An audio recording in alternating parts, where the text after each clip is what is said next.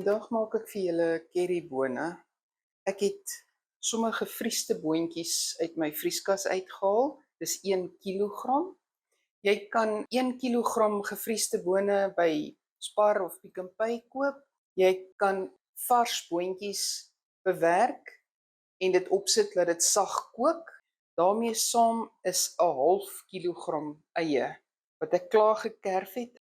Ek gaan eers hierdie elkeen in sy eie kastrol sit, bedek met water en kook tot dit sag is.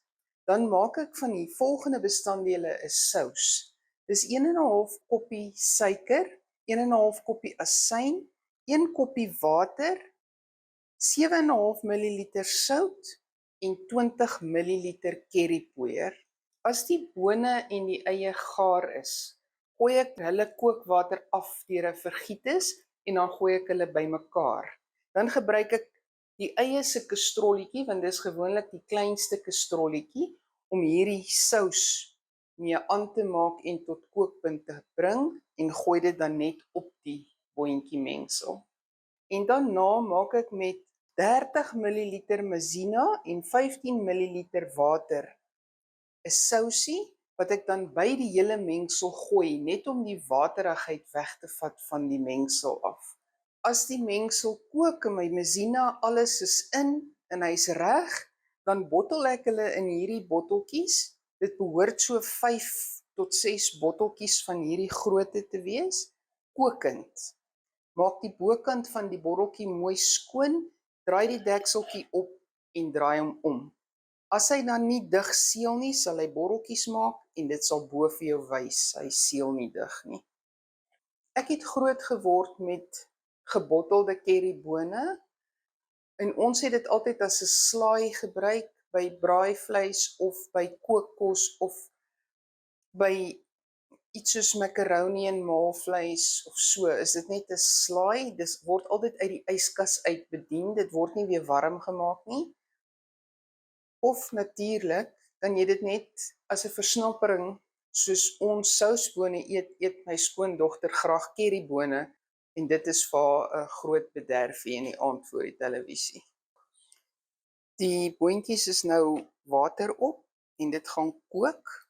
Sodra dit begin kook, hou ek daarvan om die deksel oop te maak, want ek glo dan bly die boontjies hulle groen kleur en hulle word nie so verskriklik vaal nie. Eie is ook hulle water op en hulle kook ook tot hulle sag is. En die bone het nou omtrent 'n uur gekook en hulle is sag. Ek gooi dit nou af. En dan gooi ek dit terug in die kastrol. Hier is my eie ook. Gooi dit ook deur die vergietis. Ek gaan nou my sous in die kastrolletjie aanmaak. Die eie gaan ek net bo op my boontjies gooi.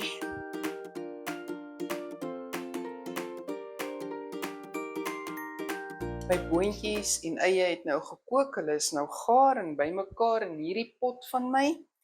So ek vat nou al hierdie bestanddele. Dis my water, my asyn, my suiker, my currypoeier en my sout.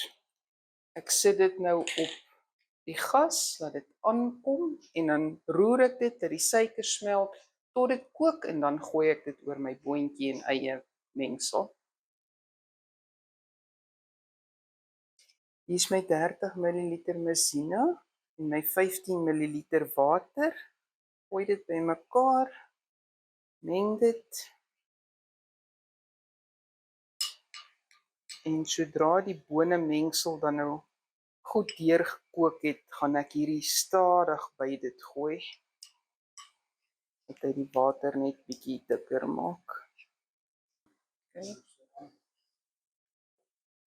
My suiker is klaar gesmelt. Ek wag net dat dit kook voor ek dit op die bone gooi.